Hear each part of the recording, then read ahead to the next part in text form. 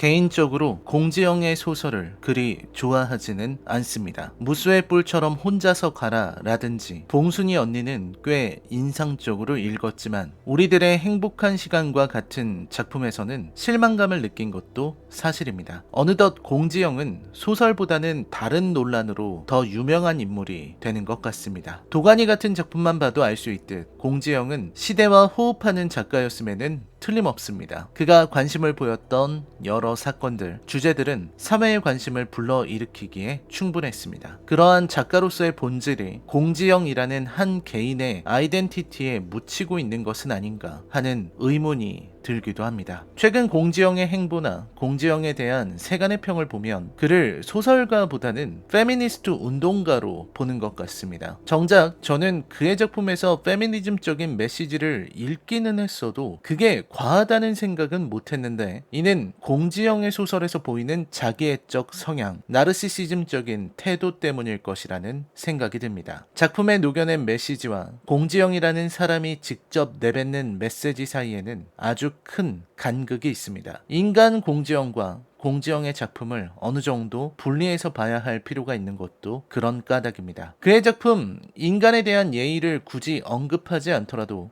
공지영은 80년대 운동권 학생, 그리고 그 학생이 지니는 문제의식과 사상을 고스란히 안고 있는 사람이기도 합니다. 운동권 출신의 소설가가 외치는 주제나 인식의 문제는 이제는 낡은 것이 되었습니다만 시대가 시대이니만큼 그의 작품에 가부장적인 한국 사회에 대한 비판이 담기는 것은 어쩌면 당연한 일인지도 모릅니다. 그의 작품에는 은희경의 소설이 그러하듯 미성숙한 소녀의 자아도 담겨있고 운동권 대학생의 순수한 열망도 담겨있고 주체할 수 없는 자기애의 성향도 담겨있습니다. 그럼에도 불구하고 그의 소설이 대중적으로 크게 어필할 수 있었던 것은 서사, 그 자체의 의미를 두고 이야기에 재미를 던지는 그의 성향에서 찾을 수 있을 겁니다. 전통적인 의미에서 문학적 기교나 예술적 성취를 논하기보다는 그의 작품에서는 이야기를, 메시지를 읽는 것이 훨씬 빠르게 읽힙니다. 그렇기에 그의 작품에서 집중해야 하는 것은 그의 인식 그 자체가 됩니다. 그리고 공지영이 비판을 받는 가장 큰 이유도 그의 인식이 때로 얄팍한 면을 보인다는 겁니다. 저는 이 작품 우리들의 행복한 시간이 그런 면을 꽤 명확하게 보여주는 작품이라 생각합니다. 영화 리뷰이지만 원작자인 공지영에 대한 이야기를 하지 않을 수는 없습니다. 그럼에도 영화는 영화이기 때문에 소설과는 다른 평가를 받아야 할 겁니다. 여러분, 이제부터는 영화에 치명적인 스포일러가 포함되어 있다는 걸 알려드립니다. 시청에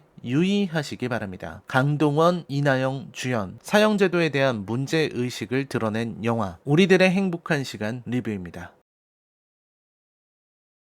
영화 우리들의 행복한 시간은 정윤수와 문유정 두 사람의 만남을 그린 영화입니다. 문유정은 과거에 가수 활동도 했었던 유명인인데 유학을 다녀오고 나서 지금은 30대의 젊은 나이에 교수직을 하고 있는 사람입니다. 다소 충동적인 성향을 지니고 있으면서 냉소적인 인물이죠. 자살 시도도 3번이나 있었고 영화에서도 병원에서 난동을 피우는 장면이 나옵니다. 무엇이 이 여자를 이렇게까지 몰아넣었을까 하는 의문이 이 영화의 핵심이기도 합니다. 세상 모두를 미워하는 것 같은 유정에게도 믿고 의지할 사람은 있습니다. 모니카 수녀, 유정의 고모입니다. 모니카는 유정에게 봉사활동을 제안합니다. 봉사활동 따위 전혀 하지 않을 것 같은 유정은 모니카의 말이라면 일단 따르고 봅니다. 그렇게 유정은 윤수를 만나게 됩니다. 처음 교도소에 들어올 때 보이는 유정의 얼굴, 알 수 없는 표정, 영화와 소설이 극명하게 달라지는 지점입니다. 물론 영화도 내레이션을 통해 얼마든지 인물의 감정을 전달할 수 있지만 애초에 인물의 심리를 계속 드러내는 소설의 시점, 즉 1인칭 주인공 시점이나 혹은 전지적 작가 시점의 작품과 영화가 달라지는 부분입니다. 소설에서 유정은 불쾌감을 느꼈습니다. 자기를 알아보는 사람들에게는 더 불쾌해했습니다.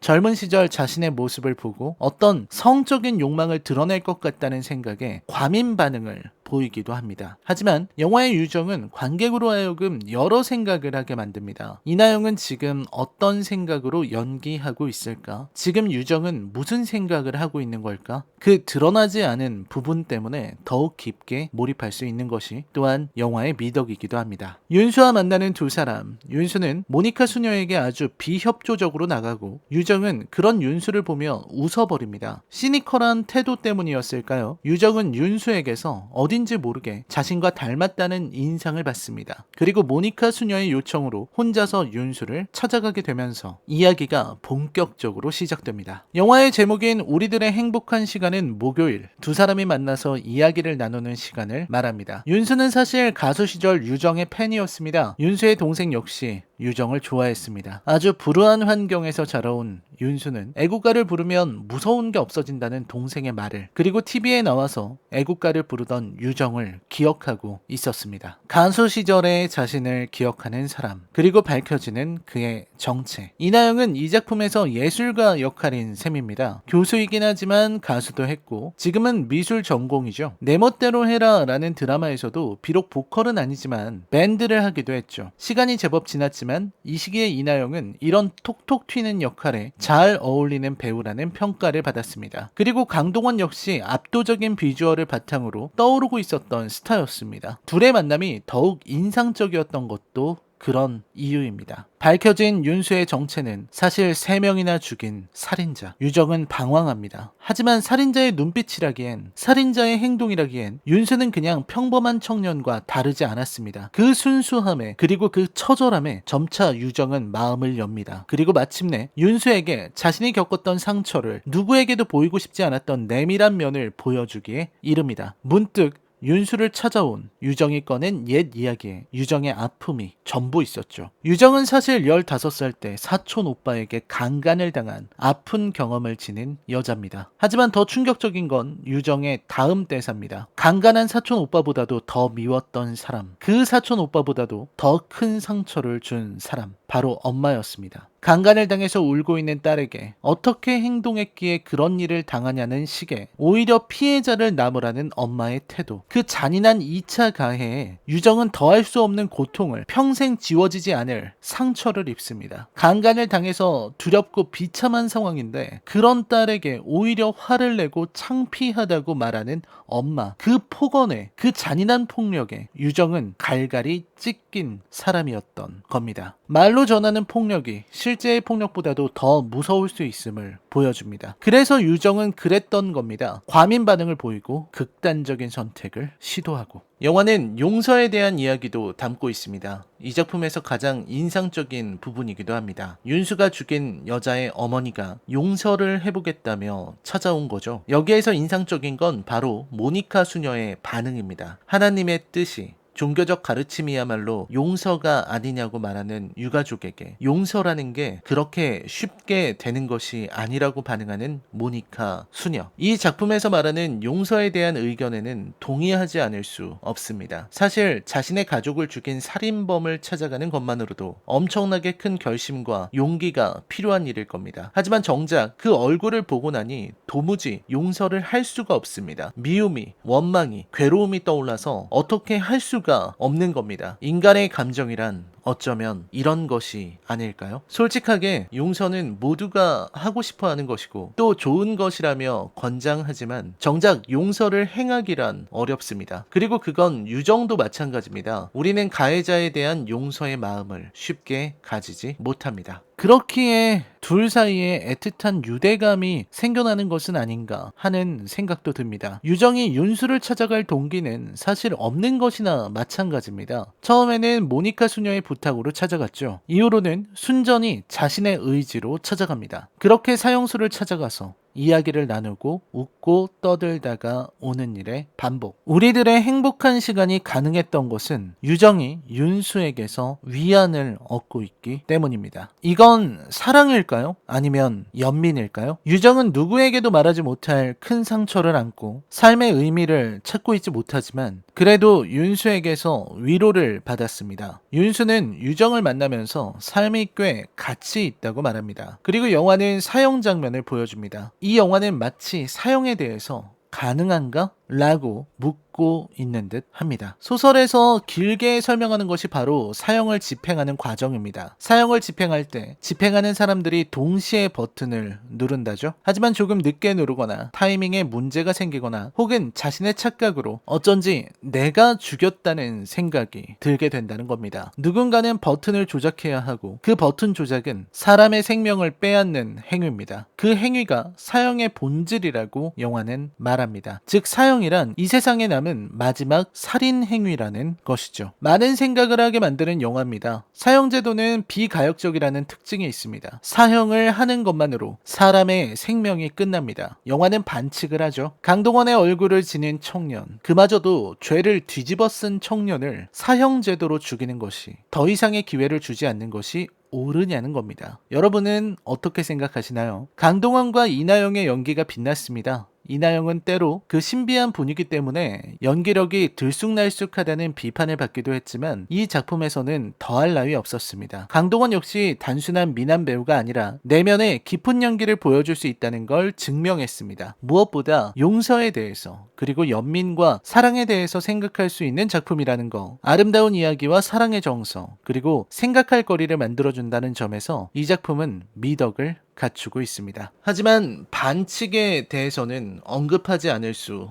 없습니다. 이 영화는 소설도 마찬가지지만 정작 윤수에게는 면죄부를 주고 있는 작품입니다. 윤수는 사람을 죽이기는 했지만 셋을 죽였다는 것은 누명입니다. 그리고 마지막에 죽인 사람도 의도적인 살의로 죽인 건 아닌 걸로 묘사됩니다. 소설에서는 더욱 애매모호하게 표현되죠. 그럼 우리는 여기에서 물어야만 합니다. 사형제의 존폐 여부를 묻는 질문에서 누명을 쓴 억울한 범죄자를 예시로 드는 것이 정당한가 하는 의문입니다. 바꿔 말하면 누군가는 정윤수와는 비교도 되지 않는 정말 인간이기는 한가? 하는 의문이 드는 범죄자를 등장시키고 사형이 집행되지 않는 상황에 대해서 그릴 수도 있을 겁니다. 그때야 비로소 사형제도에 대해서 논할 수 있을 거라고 생각합니다. 지금 작품의 정윤수는 만약 윤수의 말이 사실이라면 사형 선고를 받지 않았을 겁니다. 사람을 죽이기는 했지만 정황상 사형을 받지는 않았겠죠. 즉 지금 이 영화는 잘못 일어난 실수를 놓고 침소봉대하고 있다는 말이 되는 겁니다. 애초에 윤수는 사형을 받을 사람이 아니었으니까. 또 이 영화가 연민의 정서에 호소한다는 것도 평가를 박하게 만드는 요소입니다. 사형제도가 과연 필요한가에 대한 의견을 말하기 위해서는 보다 고려할 것들이 많습니다. 하지만 이 영화는 연민에만 호소하고 있습니다. 이 불쌍하고 괜찮은 청년을 죽여도 되는가 하는 아주 유치한 수준의 논의가 있을 뿐입니다. 생명을 빼앗는 것에 대한 본질적인 의문, 사형제도가 지니는 악랄함에 대해서는 조금 오버이기는 해도 리갈 하이의 코미카도가 외친 말이 더 와닿을 정도죠. 生命はそのものに与えられた権利です。それを奪う者はたとえ国家であっても人殺しです。あなたが死刑廃止論者だとは意外だ。 그리고 이 비판은 영화가 아니라 공지영에게 가야 할 겁니다. 이 영화에서 가장 의문이 드는 것이 바로 문유정의 태도입니다. 문유정이 정윤수에게 가지는 감정의 정체는 뭘까요? 나를 닮은 사람을 봤을 때 얻는 위안인가요? 사형을 앞두고 있는 아까운 청년에 대한 연민인가요? 우리들의 행복한 시간은 독자들, 관객들에게 쉽게 울 수 있는 대상을 만들어 놓고 그 희미한 그림자를 비춰놓고 있을 뿐입니다. 유정과 윤수의 교감, 아니 교감처럼 보이는 저 행위는 유정의 자위 행위에 지나지 않습니다. 유정과 윤수 사이에 있는 권력의 차이를 간파하면 이 장면에 담긴 것이 결국은 공지영이라는 작가가 자기 자신을 투영한 유정이라는 캐릭터의 민낯이라는 걸 알 수 있습니다. 아주 선명하게 드러나죠. 중산층, 교수, 예술가, 가수 출신의 유명인이고 생활로부터도 어느 정도 분리되어 있는 부유한 남 부러울 것 없는 여성이 사형이 확정된 미결수와 노닥거리며 그를 동정하고 그런 사형수에게도 공감하며 배려하는 멋진 나를 보여주기 위한 이미지만 남는 거죠. 이 이야기는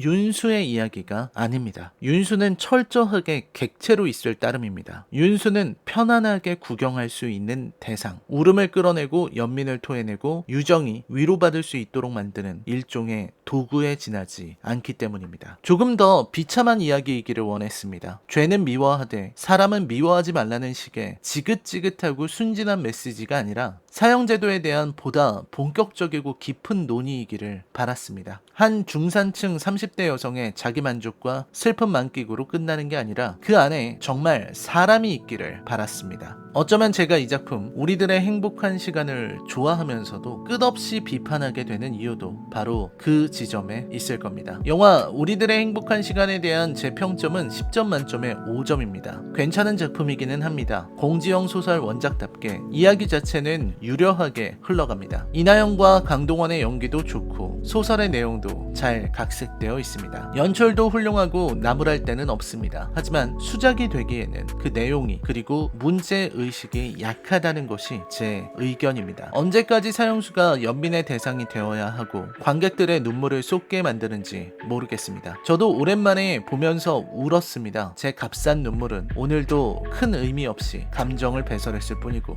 무거운 마음을 품는 것은 여전히 이 논의가 진행형일 따름입니다. 그리고 슬픈 건 사형제도를 논하는데 우리들의 행복한 시간은 그리 좋은 예시자료가 아니라는 거죠. 라이너의 컬처 쇼크 영화 리뷰는 계속됩니다. 저는 다음 영상으로 찾아뵙겠습니다. 시청해주셔서 감사합니다.